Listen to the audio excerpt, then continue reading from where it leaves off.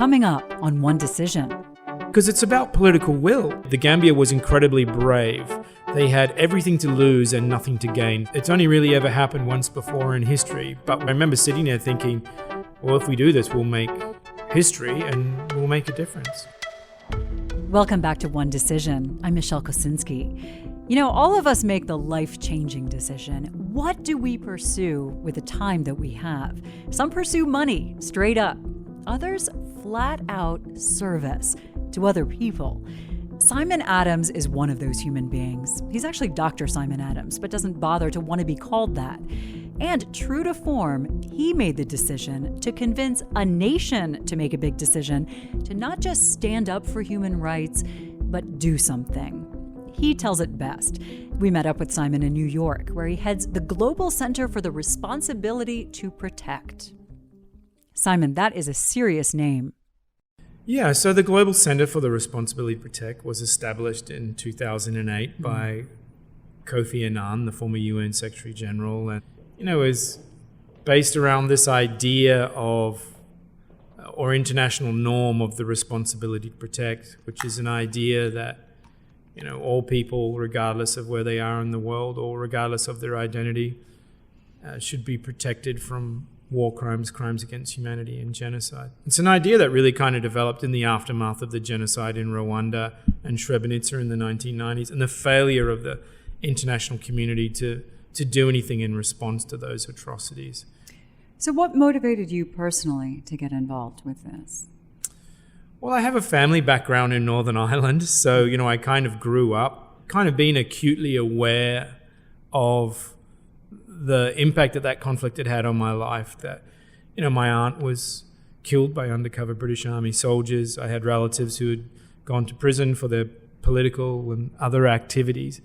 And that, the place where my family came from was a place of conflict and sectarianism and poverty. And so my father leaving and getting on an immigration boat meant that I had a very different kind of life as a result. And so, I became very involved in kind of ideas around peace and conflict. And I eventually moved to South Africa and was part of the anti-apartheid movement in South Africa and building a kind of post-apartheid democratic South Africa. Now, Simon is a very unassuming, self-deprecating guy. He's 53, but easily seems 10 years younger. He's wearing casual clothes and is serious, but with this easy and dark sense of humor.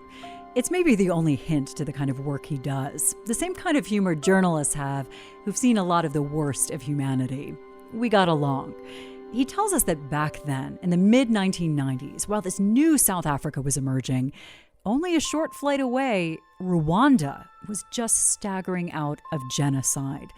Simon got involved, helping victims tell their stories. He also worked in East Timor. It all impacted him, prepared him for his work, and his decision. If you're involved in human rights advocacy, it's very much a story generally of defeats punctuated by the occasional victory. Definitely. We've done a lot of advocacy work, high-level work with the UN Security Council, Human Rights Council, with states and governments, civil society. And, in 2017, there was a genocide perpetrated against the Rohingya population in northern Rakhine State in Myanmar. And that genocide happened without the international community doing anything to lift a finger to protect people. Yes. I remember being at the State Department, and every single day I would raise my hand and ask the administration, why is there no more pressure? What can you do? Why is no one doing anything? We're literally watching genocide happen. Yeah. And they would get very uncomfortable. And behind the scenes, they would say, well, we're really worried that if we push too hard, then the whole thing is going to fall apart and we're going to lose democracy there. And that is what happened, just down the road. That is what happened. I think the US was probably a little bit better than a number of other states. But what they did by ignoring that genocide or not responding to it was they basically gave a license to kill to the military, who eventually reached the conclusion of, why are we working through this other person, and we can just dispense with democracy entirely and return to military rule. And I remember, for example, we did a briefing with the UN Security Council where, an off-the-record briefing where we were able to use satellite evidence that our friends at Human Rights Watch were about to release to the public. We were able to use eyewitness testimony. And every single kind of ambassador in the room agreed with us that what we were saying was real and was happening. And not one of them gave any indication that they thought that they could do anything to stop it. The consensus view was the Chinese will protect Myanmar, and so we really can't do anything. This must be incredibly just like head-poundingly frustrating for you. Yeah, it was. It was deeply demoralizing, frustrating, and made me very angry. And the inaction and the kind of surrender to what I would call lowest common denominator diplomacy. Even though a genocide is underway and you know it's underway, then we just surrender. Every time something like that happens in the world, which is shockingly often, everybody gets together and says, we will never let this happen again. And the same kinds of speeches are made. And I just see this. And I always think this is absolute bullshit. Like it's happening right now somewhere and we're just ignoring it. Like we never don't let it happen again. Right. Even though we made that promise of never again at the end of the Second World War, it's actually a history of again and again. Being on the sidelines of watching this genocide happen and being very frustrated. In the aftermath of that, there was this kind of sense of, well, what do? Do we just accept the failure of the international community and of the UN Security Council? Or do we do something else? And when you see the evidence, you present the evidence, everybody's like, oh yeah, okay, we agree with you, sorry, nothing we can do. How do you internalize that? Do you go home and you're in a panic because you feel like somebody needs to do something? What No, happens? I mean, it affects you.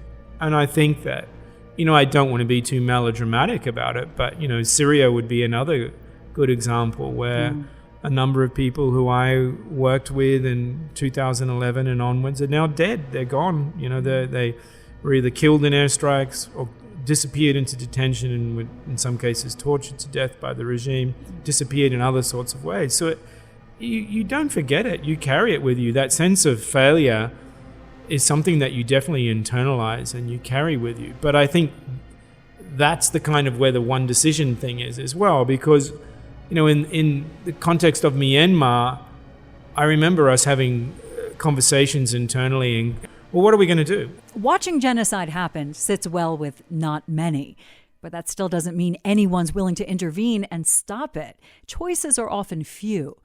But a group called the Global Justice Center, legal experts, came to Simon with a possibility.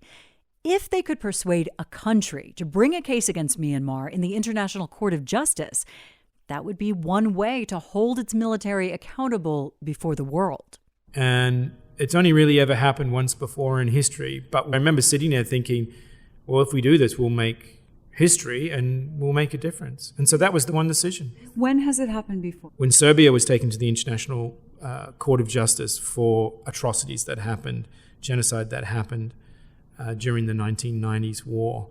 But this was a very different case. And then we had to figure out, how do we find a state and convince a state to do this? All right, 2 questions. For those of us who don't know how this works, of which I'm sure Which there is are many. all of us, including me. Okay. Why would you need a state to take them to court? Because Why can't you just craft your own court? And No, because the International Court of Justice is all about states. It's only about states. Whereas, say, the International Criminal Court is about individuals and individual responsibility. State versus state. Okay. And so what we figured out is that Myanmar was a signatory to the Genocide Convention. And so they had breached that convention. And so under international law, any other state that is a party to that convention could bring them to the International Court of Justice for breaching of the convention. So we had to find a state. Why did you have to find a state? Why wasn't every state that was a part That's of a that? very good question. Why weren't they just falling over Why weren't themselves? there a line outside the ICJ that went for a block and a half of states waiting to get in there to do Why the the first? hell not? And it's really interesting you say that, because we made a list of, and I remember this, we made a list of every single state that was a party to the Genocide Convention. How many were there? It was like 140 something. And we started going through them. Well, they're not going to take it because they've got a dodgy history and they don't want people looking in their direction. They're not going to bring it because of another legal technicality or whatever. They're just not going to bring it because they don't want to bring it, you know. But we had a very big group of states. I think we narrowed it down to about 60, and it was a demoralizing period because we chose states who had pro-human rights policies, strong advocates of international justice and opposition to atrocities in the world. And we went to them at the highest levels we could reach, and we could reach pretty high. And one after another, you know, I don't want to name names, but one after another, these big, powerful states said no, they weren't interested. But why? Wouldn't doing something like that just make them look like a hero? Well, I think, you know, what we would hear is variations on a theme, right? Sometimes it was, this would be very expensive. We've got a lot of other things going on. We don't think we're the right state to take this because we're not in the region, we're outside of the region or whatever, although we did ask states in the region as well. And then sometimes it would boil down to kind of an admission of, well, if we do this, we feel that the Chinese are behind Myanmar and we will... Oh my God. We will suffer consequences. So the real reason for many, if not all of these, was to not piss off China once again. That would be one interpretation, yeah.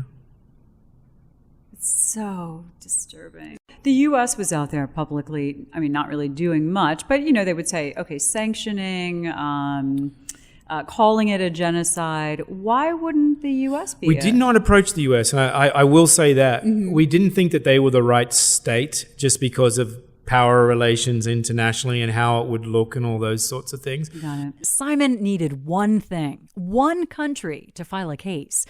And then one day, one of his colleagues comes rushing into his office. She had just seen a random news report that in Bangladesh, at a huge refugee camp for Rohingyas forced over the border from Myanmar, the Justice Minister of the Gambia had paid a visit, and he was outraged. He came out very emotional, and he gave a speech where he said there needs to be international justice for what's happened to these people. Oh my gosh, it's perfect. It's like it dropped out of the sky for you. And then the next words were, if they won't do it, then we will. And, you know, we kind of went, what? Well, did he already know what you were trying to find? Was he? No. Okay. No, it was completely independent of us, completely. And so we immediately reached out to the Gambians. It's almost like it's fate. Yeah, it was extraordinary. So we sat down with him. His name's Abubakar Tambadou. He was the Minister of Justice. He's regrettably no longer the Minister of Justice. He spoke about his experience. We found out that he had actually been a prosecutor at the International Criminal Tribunal for Rwanda, including prosecuting cases around sexual violence against women, which played a huge part in the genocide against the Rohingya. What was that conversation like with the Justice Minister? It was fantastic. Things kind of progressed. I don't want to take credit for what they did. The Gambia was incredibly brave. They had everything to lose and nothing to gain from doing this case. But for them, it was a moral issue. It was an issue about political leadership. And, you know, he's often been asked subsequently, why did you guys do it? You know, there's all these other big states. And he said, we would gladly have let them do it. But not one of them did. So it was us. It must have felt like a window was opening, that you finally found somebody who was brave enough. Yeah, because it's about political will. And I think that, you know, we'd been in all these frustrating conversations where people would talk about the tiny footnotes of international law and then could we do this and how would we do this? And here was a man who very clearly just said, I was moved. It's the right thing to do. It's not going to be easy, but we'll find a way to do it. Soon, the announcement was made. Myanmar would be brought before the International Court of Justice for genocide. I remember that. Well, what's interesting is the media didn't really pay attention at that. Yeah, no shit. So the case was lodged, and, you know, Gambia immediately applied for provisional measures, which I guess the easiest way of explaining it is it's kind of the equivalent under international law of a court injunction saying a genocide has happened, it's ongoing, and Myanmar needs to do these things immediately, stop doing these particular acts, including bulldozing the remains of Rohingya villages. What did your evidence show was truly going on in Myanmar? We saw a widespread and systematic attempt to not only attack Rohingya people, villages, but to essentially erase them and to break them as a people, to bulldoze the remains of those villages so that there ceased to be any almost evidence that they had ever lived there. So they won't even use the R word to describe them. They would simply describe them as the prejudicial view of them is that they're just illegal immigrants, which is historically inaccurate. We could see the satellite evidence of more than 400 villages that had been burnt down and destroyed. Okay. And whether you looked at it at the eyewitness level, we have hundreds and hundreds of reports from people, including video evidence taken off cell phones, of widespread killings, of sexual violence, of attacks on people, of the killing and throwing of children into the fires of these burning villages in order to wipe them out as a people. So that's why we say it was absolutely a genocide. Okay, so how many Rohingya did we start out with in Rakhine State? Well, this is part of the problem because they had been made stateless by the government of Myanmar, who refused to recognize them as citizens and refused to count them in the census. But somewhere in the vicinity of about 1.2 million people. And around 1 million have fled. Yeah. So are there still some 200,000 roughly living there? Yeah.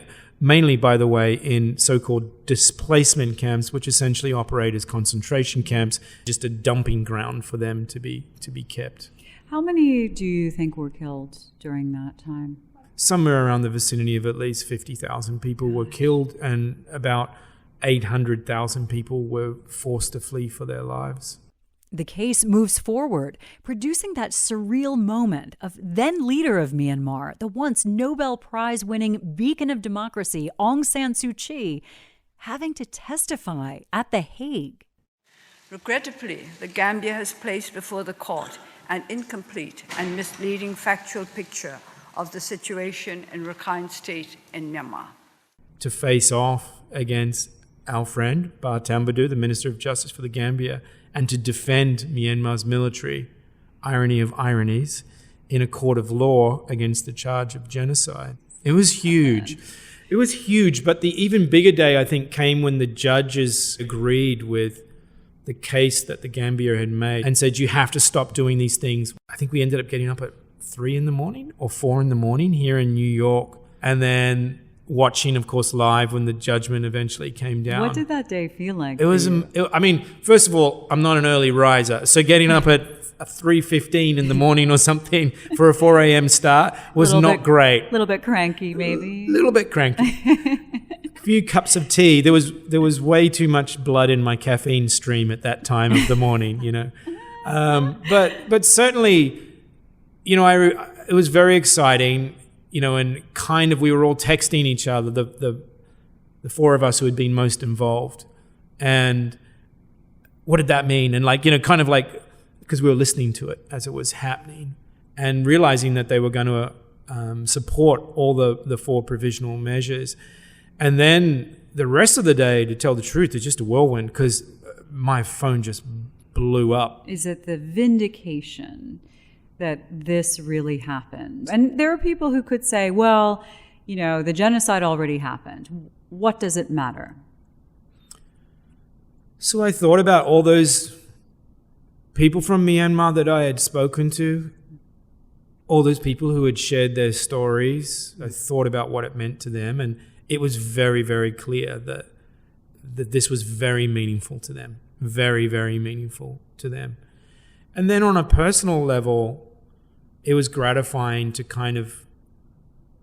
be able to see evidence of the fact that what we believe, that a little bit of intestinal fortitude and upholding your moral and political principles can make all the difference in the world.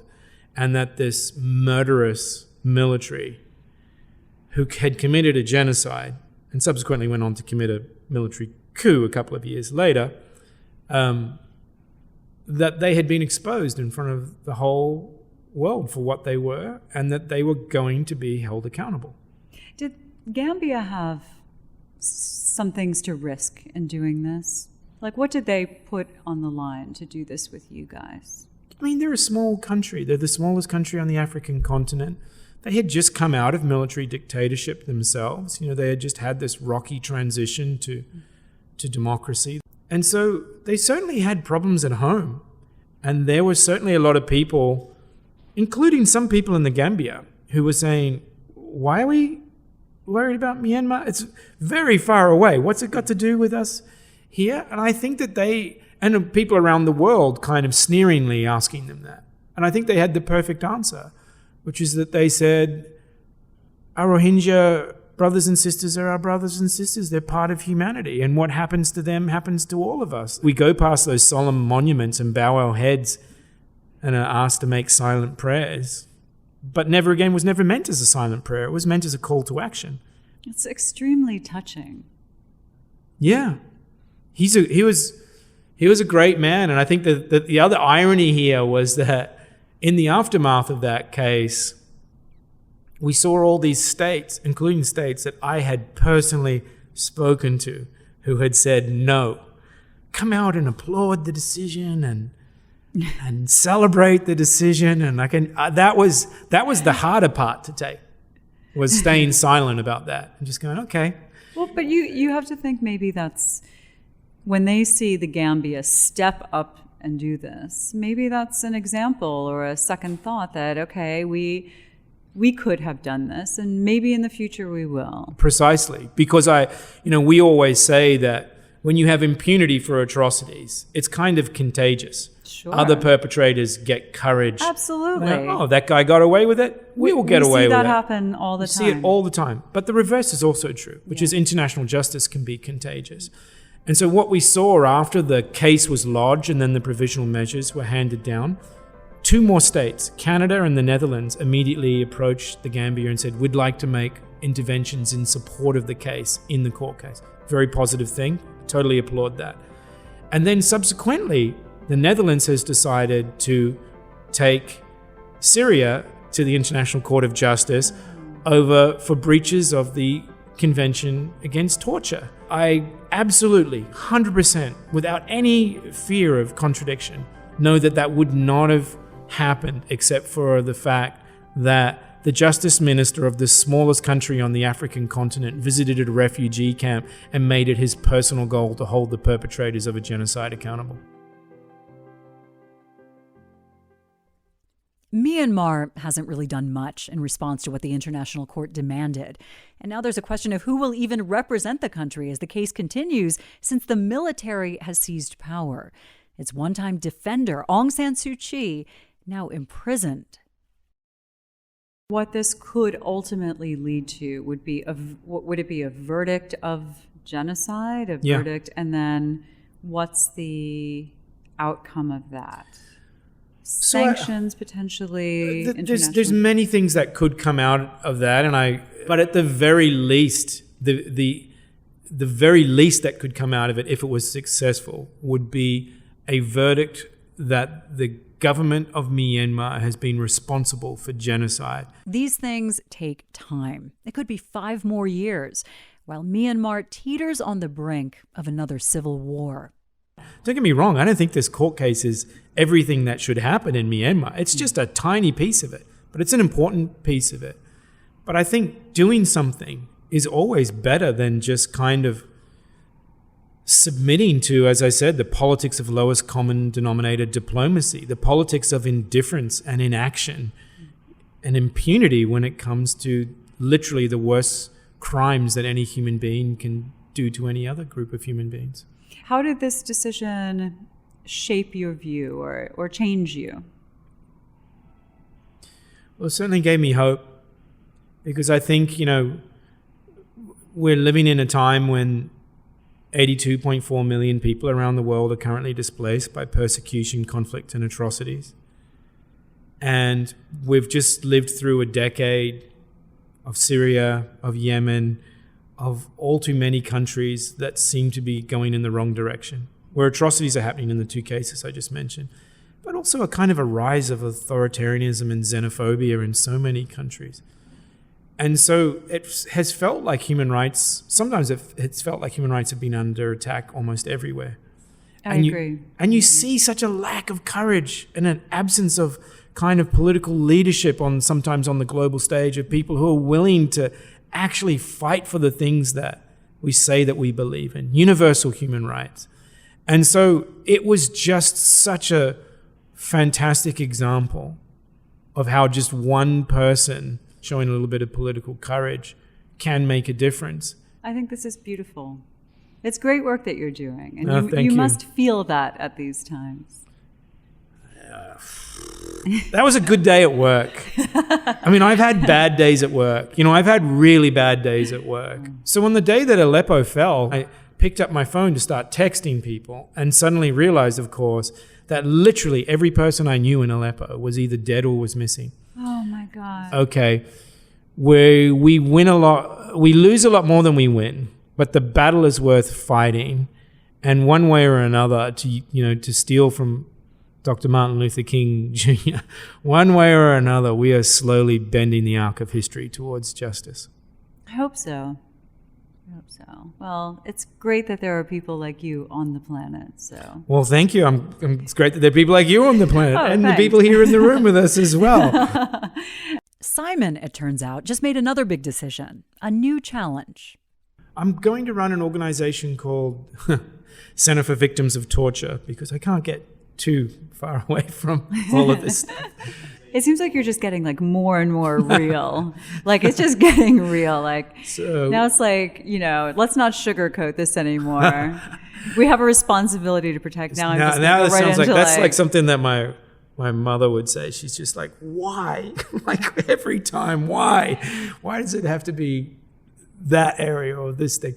But the Center for Victims of Torture is the largest organization in the world that actually treats torture survivors. That's great. And are there any people's stories that really stuck with you through this? Because you're the one fighting for them, and you're fighting to find somebody to fight for them. Yeah, there's many. And I think the thing is that you kind of package them up in a little box that you put inside yourself. You use those as motivation to keep pushing. Well, states have become so good at, first of all, lying and making up evidence that everything's a lie. They're really good at shutting down the internet, disputing everything as fake or the opposition politically. But I feel like what you keep seeing is there's really no way to hide the truth. No. You still feel confident, even in all the terrible things you've seen, that the truth does get out somehow. Oh yeah, absolutely. If something happens in Syria this afternoon, if something happens in Myanmar tomorrow morning, if something happens anywhere else in the world, it will be on my computer, it'll be on my iPhone within minutes. Expose the perpetrators and hold them accountable. For people who want to work in human rights and people who are listening who think, I would like to do this kind of work, what's the best way for them to start? Yeah, it's funny you asked that because I was asked that recently by a university student. Say something very Oprah Winfrey like just follow your passions, And I don't want to be that guy either. Mm-hmm. But I do think that it's true that if you are motivated by this work, it requires a certain amount of emotional resilience. For sure. It requires a certain amount of stubborn determination. There are so many good civil society organizations everywhere. Mm-hmm. Get involved. What do you want to do? What do you want to do for these victims of torture? Being able to be part in a small way of their recovery journey. And so it's 2021. How is it that we still allow torturers to exist in this world? How is it that we still allow states that participate in torture of their citizens to promenade on the world stage and pretend that they're legitimate authorities because they shouldn't be? There's another version of that question I get asked all the time. It's kind of adjacent to that question, which is how do you keep doing what you do? Why don't you just give up? Isn't it just depressing or whatever? And I just never feel that. I never, ever, ever feel that. I always just feel that, because my experience is even in the darkest corners of this world where horrible things are happening, in a torture chamber or in atrocities happening in Syria or what we've just discussed regarding Myanmar, there are always ordinary people who are joining together, who are protecting one another, who are struggling, trying to find, to build a better tomorrow. And that's what gets me up and out of bed in the morning. I like to think most people do care about human rights. It's just that I've never had somebody said, well, actually, I don't think I have anything in common with a person from Myanmar or a person from Syria, or I just don't care about what's happening on the southern border of the United States. It's the reverse. You live in the United States. You've never heard anybody say these things? Even here, I've never heard that. There's exceptions, but people's empathy generally goes out to their fellow human beings. So I think that's the magic of humanity. Well, we're happy that you have that view, and you have, despite all that you've seen, you still have great optimism, and that is so great. It's wonderful to hear, really. So thank you for doing this. No, thank you for having me. I really appreciate it. Let's check in with someone else who has dealt with what goes on in the shadows. Britain's former head of MI6, Sir Richard Dearlove. So, Richard, what do you think of these kinds of international cases against something like genocide? Do they have an impact? Do they matter? Yeah, they do matter, and they have some impact. But, all these international organizations are constrained by the politics which involve any of these cases. But, the ICJ has some clear achievements, in relation, for example, to the Balkans, and there's no other real means for doing that. So, yeah, very worthwhile. But you could also say, well, it's already happened. And the thing is, genocides keep happening. We keep watching them over and over again. And there's very little willingness on the part of any country to really stop it and save those innocent people. Well, I think that, interventions politically are often so complex.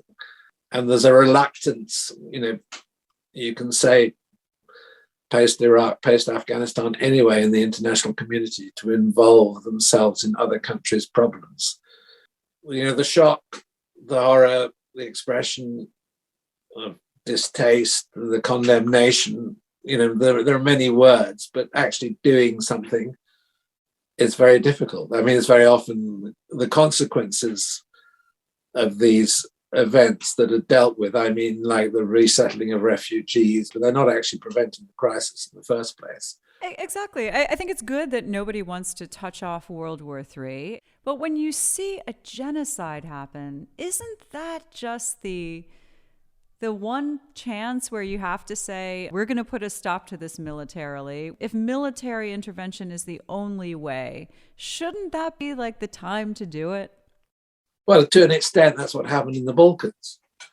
The US eventually, together with the Europeans, did intervene, but it still didn't, as it were, prevent some of the worst events that still took place. Do you think the world is too hands-off? In the cases of genocide, probably yes. But, having lived professionally through some of these crises, the complexities of intervention are often such that you have to make, broader calculations, and you come to the conclusion that you can't do very much about it. I sometimes think about what it must be like on the ground in a place like this. You see members of your own family, little children, murdered right in front of you, and you're just lost. You're having to run away from other human beings. You must just be thinking, how is something so unspeakably violent, so unjust, even happening? Why is nothing stopping this? Yeah, and a feeling of complete helplessness because there's no one there. And it's catastrophic. I mean, yes, absolutely catastrophic. Do you think anyone will ever be held accountable in Myanmar? That's a possibility, yes.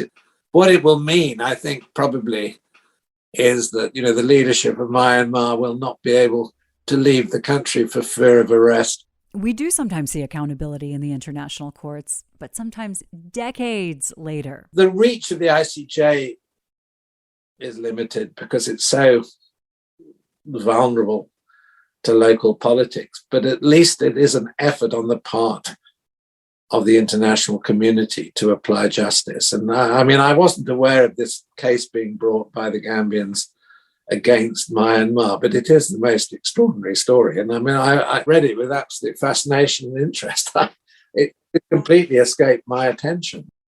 I just love it. And I love how it's about the human element. It was because this one official went to this refugee camp and he personally said, we have to do something about this. Yeah, and there's a lesson there for the rest of the international community that if you've got the passion, you've got the commitment, and you've got the guts, you can use these institutions in a very positive way. And I mean, Myanmar must be quite surprised to find themselves in this situation now. So when the world knows atrocities are happening, the absolute worst humanity can do, what should the international community be doing to make a real impact? Well, the answer to that, is, I fear, the obvious one, which is so difficult. The peacekeeping force, maybe more than a peacekeeping force, and stabilize the situation. The trouble is then, you're left with the aftermath and finding a political solution. But I mean, I think there are many problems in the world that don't need solutions. They need to be managed. And, you can point to places in the world where the international community has intervened and there is still a standoff. I mean, the obvious one being Cyprus, between the north and the south of Cyprus. I mean, that's a managed problem to which there is no long-term apparent solution. In an ideal world, we would have some sort of interventionist capability. I mean, for example, NATO could do that.